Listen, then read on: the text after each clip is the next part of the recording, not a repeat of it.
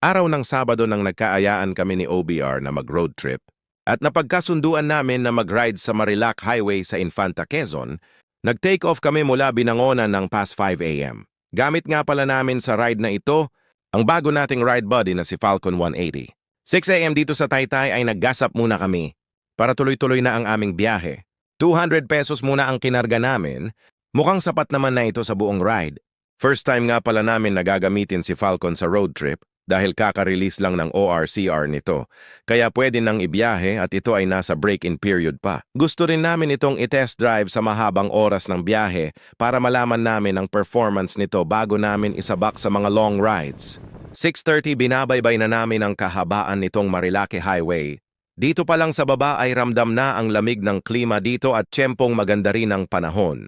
At heto unti-unti na kaming umaahon pataas sa bundok. At dito na rin nagsisimulang gumanda ang view dahil sa mga punong nakapaligid sa kalsadang ito. Pagdating dito sa Palo Alto ay may nakita kaming mga namimitik o kumukuha ng pictures sa mga dumadaan na mga motorista. Di ko lang alam kung napicturan kami. Dito naman sa part na ito ng highway ay maa-appreciate mo talaga ang ganda ng tanawin dito. Kaya naman chill ride lang kami. Malamig din ang temperatura dito, kaya naman nakaka-relax habang pinipiga ko ang throttle. Tuloy-tuloy lang ang biyahe namin hanggang pagdating naman dito sa Big C, ay may namimitik ulit, buti na lang ay napicturan kami.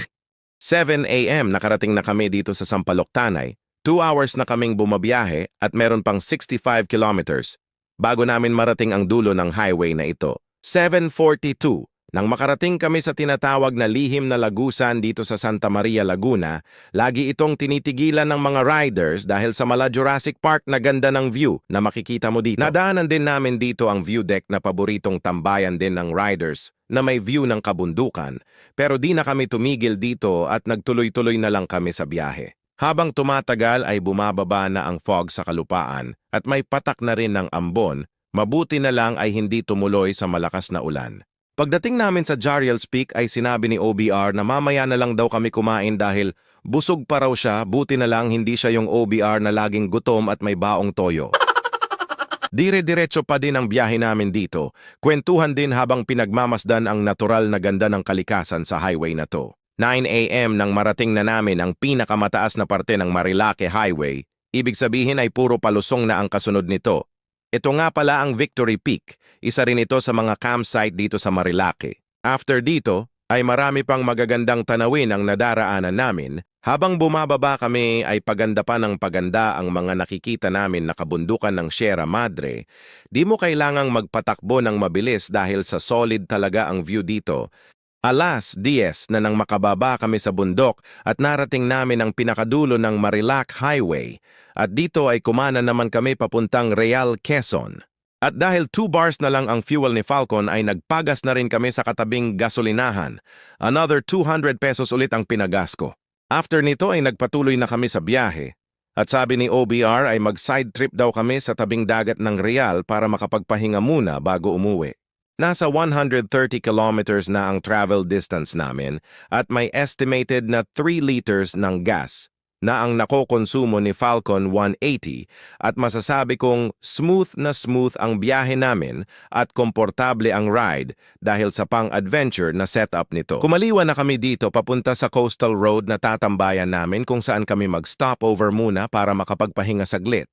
Ilang saglit pa ay narating na namin ang tabing dagat, dumiretso pa kami papunta sa spot na tatambayan namin.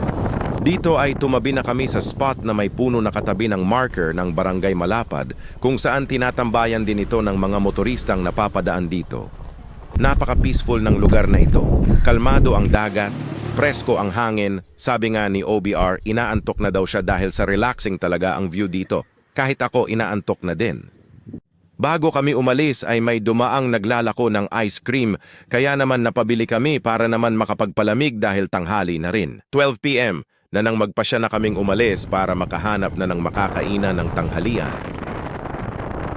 Sa kabuuan ng aming ride ay bumiyahe kami sa layong 221 kilometers at may fuel cost na 400 pesos. Ang estimated fuel consumption naman ay 30 kilometers per liter.